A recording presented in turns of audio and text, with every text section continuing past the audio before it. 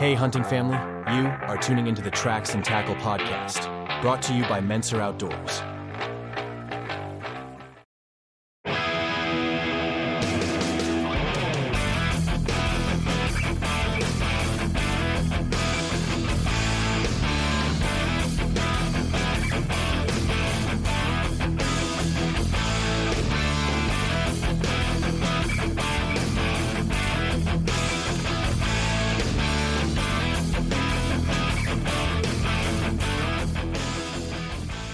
Hey hunting family, welcome back to Tracks and Tackle. This week we're coming to you straight from hunting camp, gearing up for a 4-day archery hunt in the heart of the rut. The woods are alive, the bucks are moving, and anticipation is at an all-time high. In this episode, we're sharing some of our favorite stories from this season so far and looking ahead to what promises to be an action-packed week at camp. Grab your gear, settle in, you're not going to want to miss this one. Hey there hunting family. It's time to give a shout out to a company that's been keeping our communities moving since 1995. I'm talking about Interstate Garage Doors. For nearly 3 decades, Interstate Garage Doors has been the go-to choice for comprehensive garage door services in South Central PA, as well as the surrounding Hagerstown, Maryland, and Martinsburg, West Virginia areas. And get this, they're not just any company. They're veteran-owned and family-operated, with a proud history of serving both residential and commercial clients.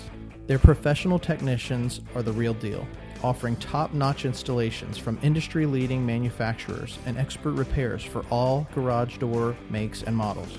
From residential garage doors to overhead doors and openers, Interstate Garage Doors does it all.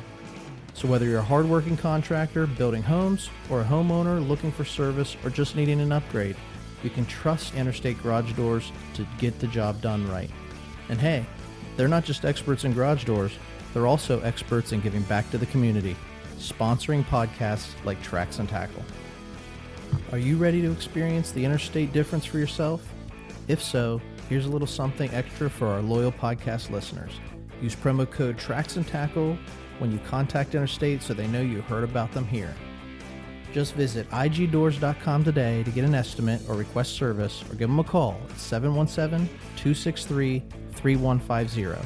Don't wait. Take the first step towards a smoother, more secure garage today.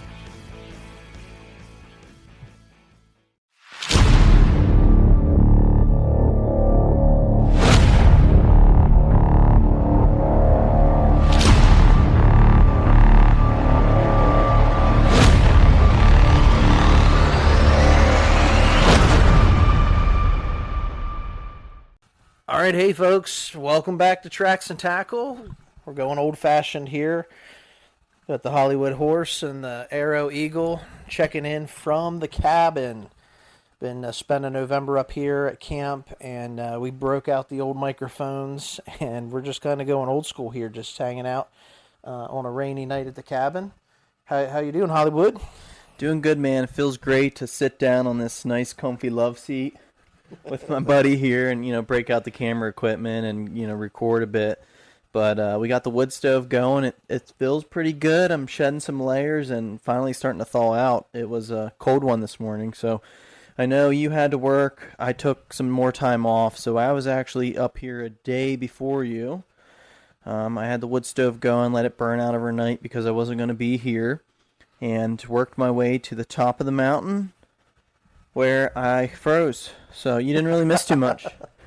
Yeah, not much to report back other than cold and windy. Yeah, but November, it's here, the rut's in, I would say, and, we're just trying to spend as much time as we can out in these woods chasing them whitetails. Yeah, so I did make it up today. Like you said, you came up yesterday, so you got a good hunt in today. I don't know, you would call it good, but first thing this morning, I checked into work this morning and took care of some things, on the home front. And I'm getting a text from my man here, and he's sending me video of, these bucks walking up to him. He's passing on these bucks, like, pro hunter, been there, done that. You're like Barry Sanders in the end zone. You're like, I've been here before, and, letting these bucks walk. So good for you. Good on you for that. But definitely you can tell, even in the video you sent me, the wind was blowing where you were sitting. Yeah, every time on these mountains, because we hunt basically the peak of the backside state. So, I like to hunt the backside, but it all depends. Last year I did a lot of mobile hunting and I was playing the wind. I was on our side if it was windy on the back, and if it's windy on ours, it's not windy on the other side. So I don't know. I've been seeing quite some deer activity. All last week we were up, and every sit I was seeing a deer or two. And then the last sit I saw a whole pile of them. So I'm eager, chomping at the bit to get back to my spot. I got a game plan in my head of what I was going to do, where I wanted to move, and really to get set up in this afternoon. But I start working my way towards the top, and it started blowing and blowing, and I'm just I don't know if I should do this, but just a gut feeling. I was like, I'm gonna get up to my spot, and yeah, sure enough, I get up there. I'm freezing. It's low 30s, and that wind was blowing. I don't know, 10 plus, and then the gusts were hitting real hard. I was getting vertigo that when my tree would shake and rock like it's on a boat. But I got set up, got my warm suit on, and pinned to my tree, and yeah, just sat there waiting. You really couldn't hear much with how much the wind was blowing, but then ultimately I heard some leaves crunching, and here comes this buck trotting up, and by the time I looked up to see what it was, I'm all excited. I see it's nice and tall. It's got a nice wide rack, so get my bow off the rack. I get my camera adjusted to record, and I stand up, and that's when I got a good look at it to realize, hold up, wait a minute, this buck only has 2 antlers on each side. So I'd like to try to pride myself in being an ethical hunter and Yeah, a law abider.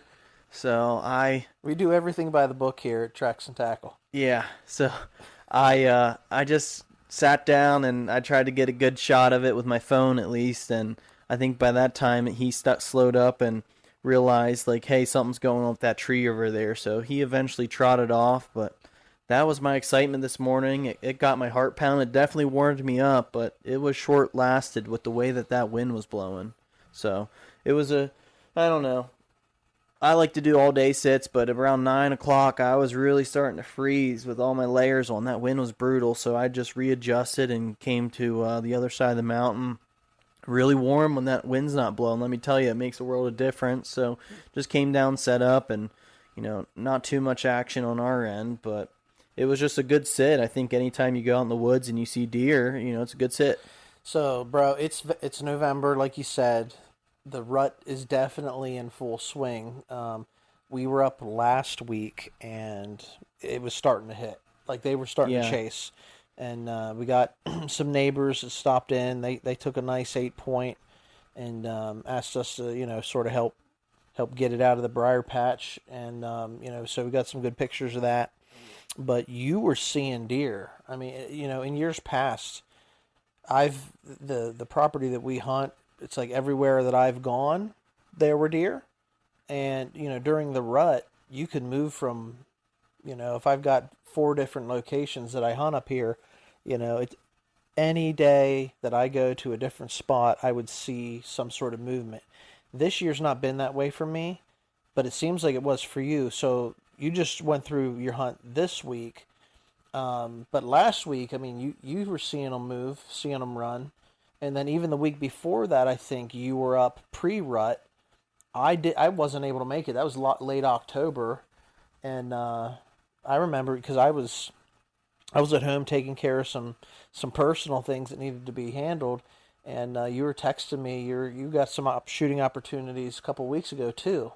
But I don't want to tell your story. Yeah. Where I'm set up, it's a nice crossing point from one side of the mountain to the other, and I'm covering a valley. I did some research into the topography, and I'm like, all right, there's a valley here we already got covered, and there's another one a little bit further out. So, I just put those together and got set up out there, and my first sit, I saw a lone deer, and this can tie into it too. We're always learning from each other, and why we started this podcast is to grow with the outdoor community, but to bring on guests that know a lot more about this stuff than we do. Mm-hmm. But there's tales head down, it's a buck, or if around this time period, if it's a lone deer, it's probably a button buck. So ultimately, this deer that was by me was by itself. It didn't get close enough to me, but I'm just assuming it's a button buck. But it was a frequent flyer.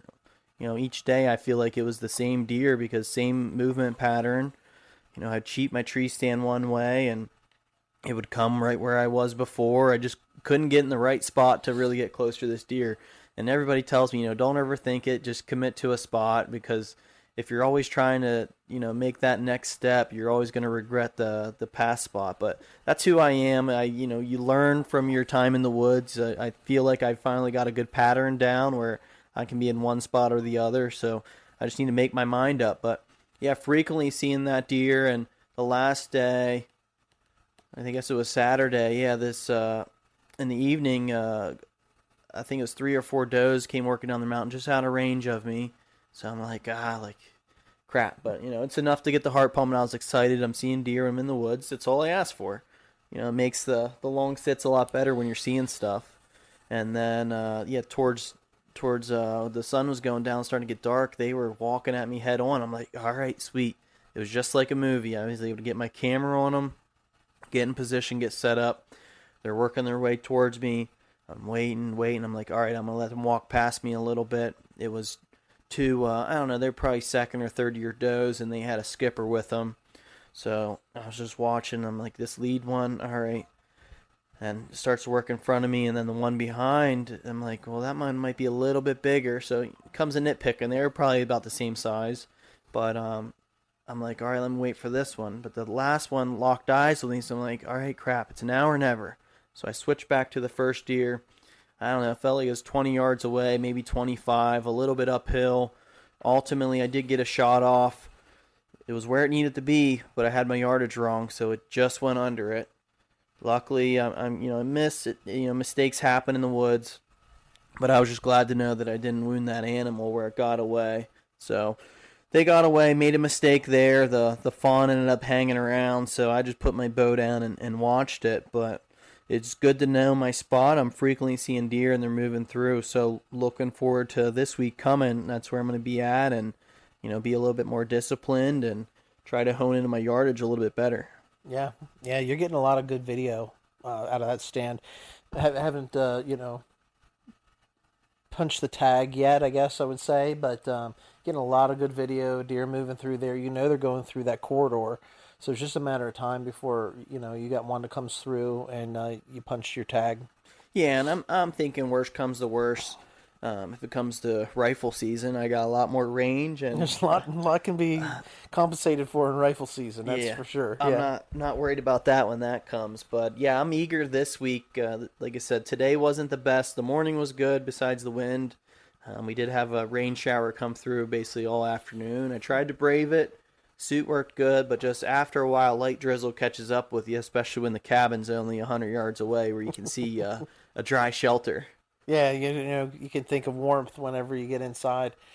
It's just us tonight hanging out at camp. Like I said, I came up this evening. It's sort of a rainy, soggy afternoon, so not a whole lot to be done outside. We got more guys from the gang coming up tomorrow, so we'll go out. We'll probably do a little bit of hunting in the morning, and we got other guys coming into camp probably around noon, and so certainly going to be a lot of opportunity. More guys on the hill means potentially more movement of deer, and it also could mean the deer aren't going to be moving because there's activity on the hill. So we'll see. I think there's some other guys in neighboring camps here, like our neighbors, that'll be up this weekend.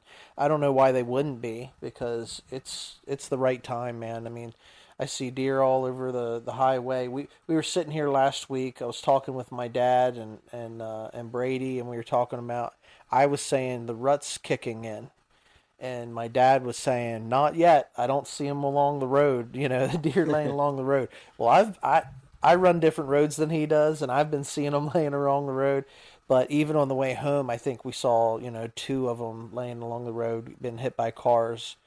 Which you hate to see, but it happens this time of year. I mean, these deer get so focused on, chasing doe that they run right out in front of the automobile. So it's definitely full swing. I really like to see you get an opportunity to punch your tag on a nice buck.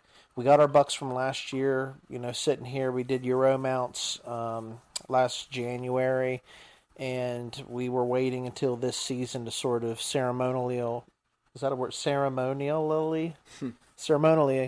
hang them on the wall. Inauguration. Yeah. So it's just us two tonight, and we figure we probably ought to wait for the rest of the gang to get up here before we pick our spot on the wall and put these nice bucks, in their final resting place and hang them on the wall. But it's just that time of year. We're getting a lot of pictures. Our buddies are sending us pictures. Our friends are having success, and yeah, I'm excited. So we're going to get a couple of guys on here in the next episode or two to start, telling some stories and sort of get the rest of the hunting family downloading how their hunt's been. For me, I want to say, I've had a couple of opportunities.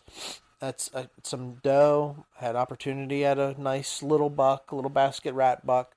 Haven't been able to punch my tag on either of those yet. And it's just been a typical archery season. But this weekend, all bets are off. It's the best time of year. It's the last week of archery. This will be the last weekend of archery, but you can hunt throughout the week next week. So if I'm not successful this weekend at camp, I'm going to be hunting locally this week. Get as much miles on the tires as I possibly can, because in October, I took it a little bit light, which I covered a little bit of that in our last episode where I did a solo episode, but I didn't spend a lot of time because there's a particular buck that we've had on camera that it would just be amazing if he came out and we had an opportunity at one of him. There's 2 or 3 nice ones up here on the properties that we hunt, but once you get a bunch of hunters in the woods, all bets are off. All bets are off. I mean, certainly the rut changes things. It changes patterns. We're not seeing them on camera like we were earlier in the year, but the big thing for me is you get other hunters up here on the hill, and it changes their moving patterns as well. So, I don't know. We just got to go deep in the woods, which I think you and I do. Yeah, I think ultimately, the more time you spend in the woods, yeah, you're going to have a lot of downtime where you're not seeing anything, but the more time you're out there, the more time you're going to have opportunity. So that was me today, like in the rain. I'm like, well, what else am I going to do? So I just kind of hung out there. It didn't pay off for me, but, statistically speaking, the more you're out there, the more chance of success you're going to have. So I'm eager for these next few days. I know the weather's going to be a little bit colder, so they might be moving a little bit more, but I'm eager to get out here. And it's tough to think, but archery season's almost done, and just hunting season as a whole, we're probably more than halfway done. Yeah. So it's nice to reflect on, hey, we are seeing some deer movement. You did punch a doe tag early in the... Real early. Yeah, early, first day. But there's a lot more to go. But, yeah, it's getting to be crunch time where if it's going to happen, it's going to happen. We make up for it in rifle season if we don't. I mean, I think we're a lot more picky in archery. But for me, I want to ask you this question, all right? So this is the last weekend for archery. We're up at our hunting camp. Ideal situation. We got more guys coming up tomorrow, part of the camp to hunt with us. What would be an ideal situation, like perfection? What's utopia in your mind for this weekend? This weekend, as I touched on, I just want to see deer when I'm in the stand, but it'd be cool to get a shot off. I'm not particular whether it's, one of our target bucks or, a small rack buck that's legal or even a doe. But for me personally, it's always more fun when someone else has action, just to see their excitement and just the joy it brings to camp. So, nothing warms you up more when you're cold in the woods, but one of your buddies lets you know, like, hey, we got a blood trail to go, like, come on. Yeah.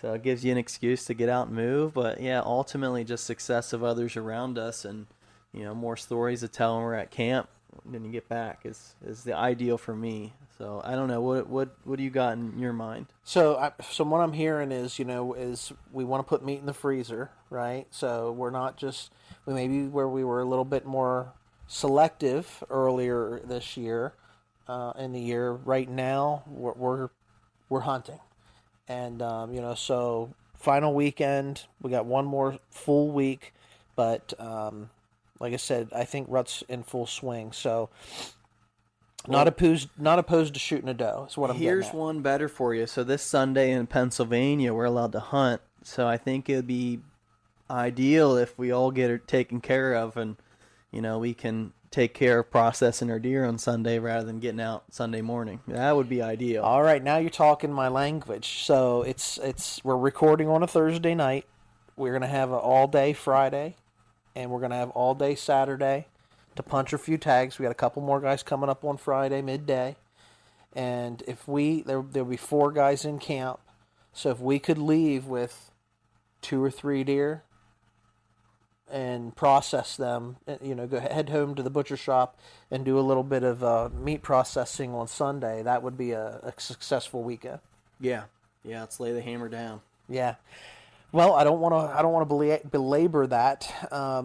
Yeah, I'm excited. I think for me, I'm with you. I want to see other guys have some success. Certainly, I take the opportunities that present themselves to me. Like, I'm not shy to let the arrow fly. I want to pluck the string.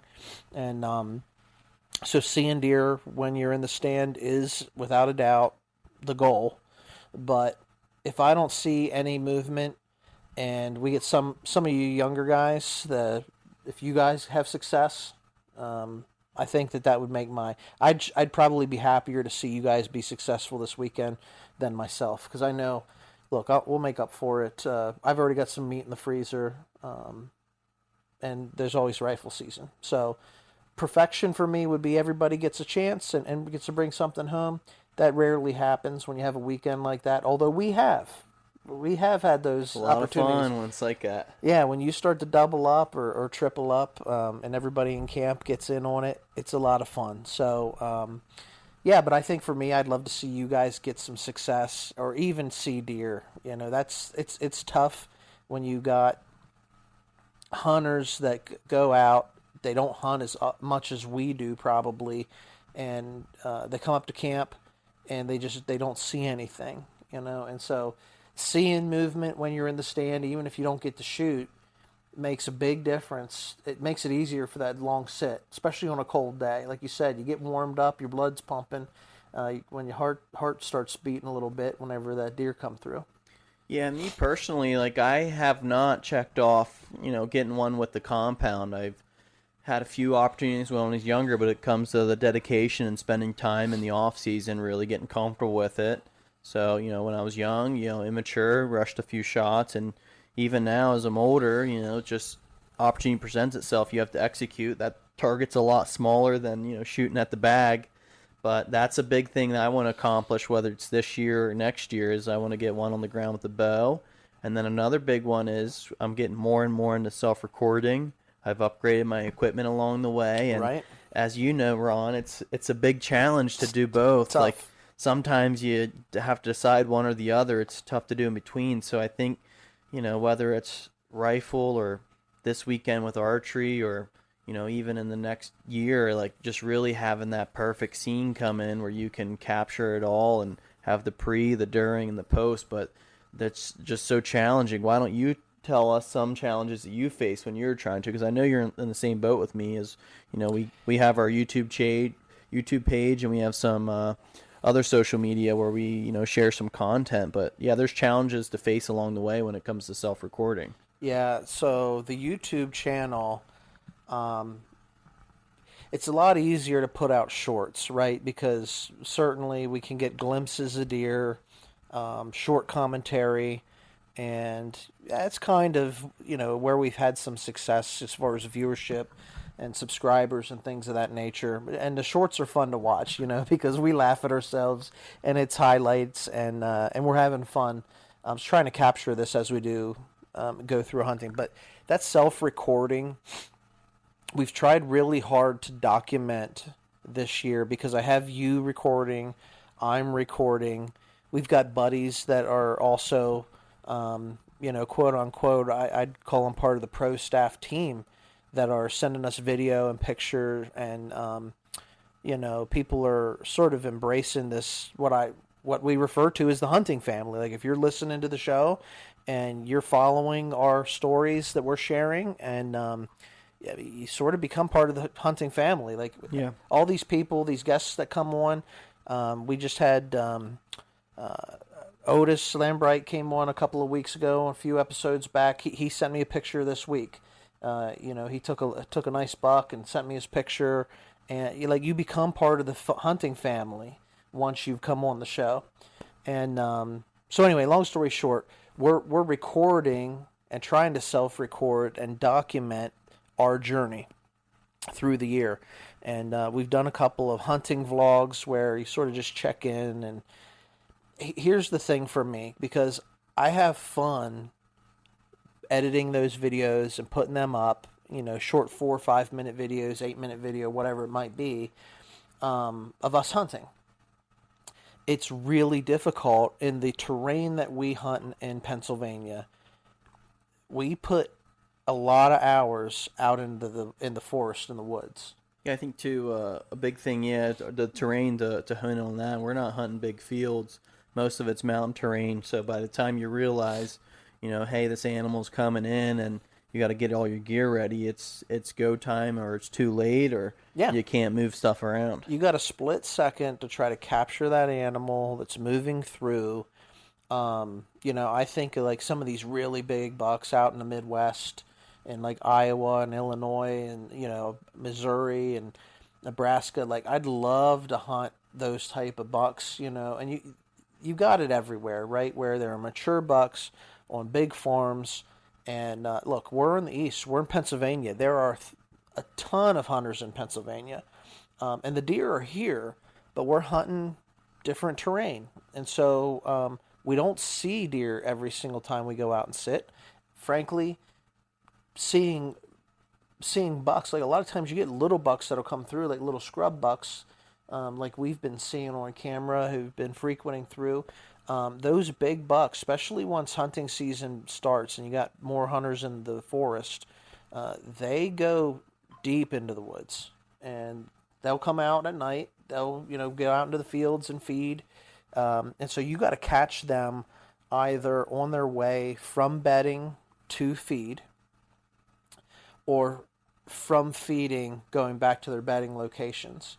And that's the same no matter where you're hunting, but where we hunt, you got to catch them en route, and it's like first thing or last thing in the morning until rut kicks in. It's right place, right time. It is. It really is right place, right time. They're creatures of habit. We do pattern them. We know where they travel, their corridors are, but all bets are off right now. It's you want to be wherever a doe moves through, and hope some big boys trailing through behind. So it's tough to self-record, but I would say 4 out of 5 hunts, if I did a video for every single hunt that we did, 4 out of 5 hunts would be just me talking to the camera and, no activity. You've got some good activity where you've been hunting this past, month or so. You're getting some good video of deer moving through, and that's great filler. But we're just trying to tell the story, and it's fun. It's like I started hunting archery with a cell phone camera, and was able to harvest a small deer. Some of you guys maybe heard the story before, but I didn't get the shot, right? I had to stop filming. I had to draw my bow, shoot the deer, and then film the after, like you said, the before and the after, but not the during. And so even now, we've upgraded equipment a little bit. We got Tacticams on our bows, and we got different cameras set up. We could talk through that, actually, the different setups that we got. But I got a camera with a zoom. I've got a Tacticam above me watching me. I got a Tacticam on my bow. I've got my cell phone. But catching that shot is still not even the greatest, even with the tools that I've upgraded to, just the recoil on the bow. Yeah. It's not always like a clear shot. We're far from professionals, but we enjoy doing it, and so we're documenting the journey along the way. So if you guys are interested in seeing the ups, the downs, and the in between, then check out the YouTube channel. But it's not all big bucks all the time. Like we don't have that type of action. It's been fun too. We took a hunt or two this year, and it seems like each year we take a hunt and we basically just sit together. Like, it's a lot easier when you have a cameraman. Yeah. But we haven't had that perfect situation come in. This year was nice. sat down in the morning. You had your tree stand already set up, and I got my climber on a tree, basically as your neighbor. And ultimately, we saw a spike buck pretty far away, but cool to be together and basically share that moment together. But it's bound to happen, and man, that's going to be a good feeling when we sit together and we lay the hammer down. Yeah, it is. It's. I guess it's a lot easier when you do have a cameraman. Good cameraman always brings snacks. Yeah, rule number one of having a cameraman is good cameraman will bring snacks to the stand. No doubt. Preferably Little Debbie's. Well, hey guys, I appreciate everybody for listening. You sort of listen to us tell our stories and talk about our hunting and everything.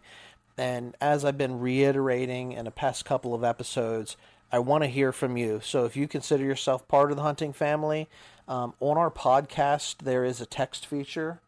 I want to get some texts and some interaction with the audience. So try that out. It just basically says send a text, and tell us what your hunting setup is. Tell us. I want to know if you guys self-film. Love to see your pictures.